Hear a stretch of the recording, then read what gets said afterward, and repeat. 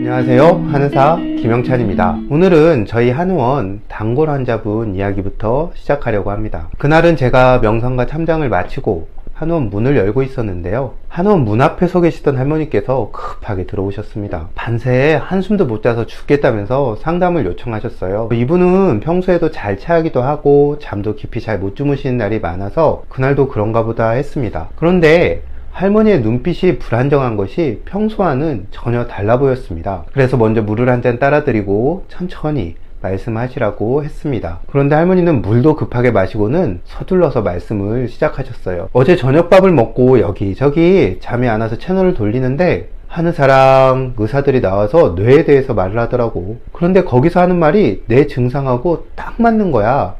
그런 사람은 뇌에 문제가 있을 수도 있고 치매일 수도 있으니까 큰 병원에 가봐야 한대. 그 말을 듣고 나니까 밤새 머리도 아프고 잠도 안 오고 해서 혼났어.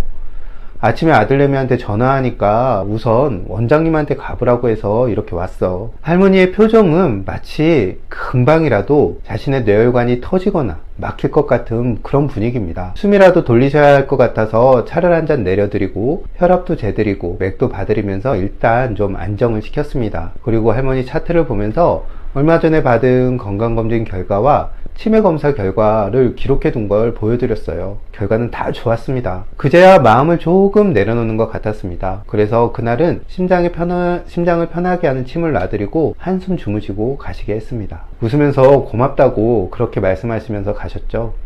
하지만 슬픈 예감은 늘 틀리는 적이 없습니다. 한 달 후에 오셔서는 뇌혈관을 촬영했는데 아무 문제가 없다고 했다면서 아주 해맑고 방긋 웃으면서 이렇게 말씀하십니다. 저는 역시 라는 생각이 들었습니다. 이런 식으로 들어간 돈만 해도 제가 아는 것만 해도 상당합니다. 언젠가 아드님이 슬쩍 지나듯이 한 말들도 떠올랐습니다. 하지만 만에 하나라는 것도 있고 늘 불안을 안고 사느니 돈을 좀 쓰더라도 마음의 평화를 얻을 수 있다면 그것도 괜찮지 라는 생각이 들었습니다. 그래서 다행이고 잘하셨다고 할머니께 말씀을 드렸습니다. 아는 게 병이라는 말처럼 건강 관련 프로그램을 많이 보는 환자일수록 건강에 관해 불안해하는 경우를 저는 좀 자주 봅니다.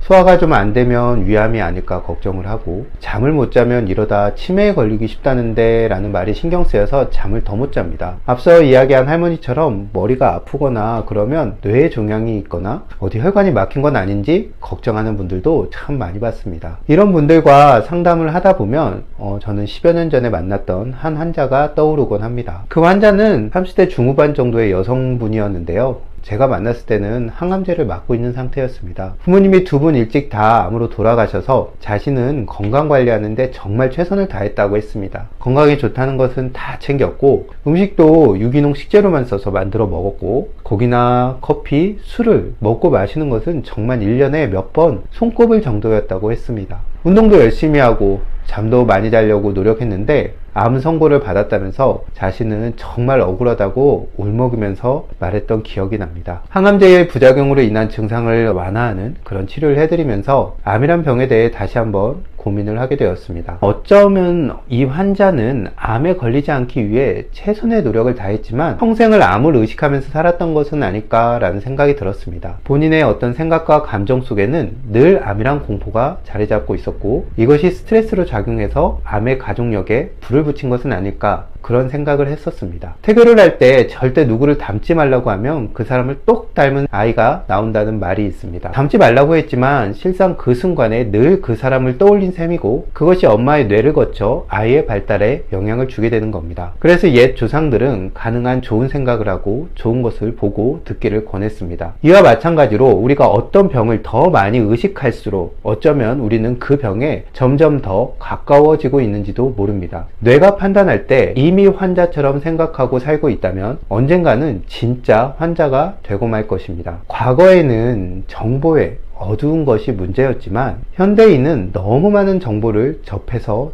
또 문제입니다. 그 중에서도 건강 관련 정보는 그중 중병과 관련한 내용들이 참 많습니다. 그러다 보니 그런 정보를 접하면 접할수록 어제까지는 건강했던 나도 오늘은 마치 환자가 된 것처럼 느껴질 수 있습니다. 만약 어떤 채널의 건강 정보가 나를 점점 더 불안하고 강박적으로 만든다면 그 채널은 피해야 합니다. 건강한 음식을 먹어야 하듯 정보도 가려 먹어야 몸과 마음이 건강할 수 있습니다. 건강하게 사는 것은 정말 중요합니다. 하지만 우리는 건강하기 위해 그 목적으로 사는 것은 아닙니다. 건강을 돌보는데 너무 소홀해서도 안 됩니다. 하지만 병에 걸릴까봐 늘 노심초사하며 예비 환자로 산다면 어느 날이고 결국 진짜 환자가 되고 말 것입니다. 경청해 주셔서 감사합니다.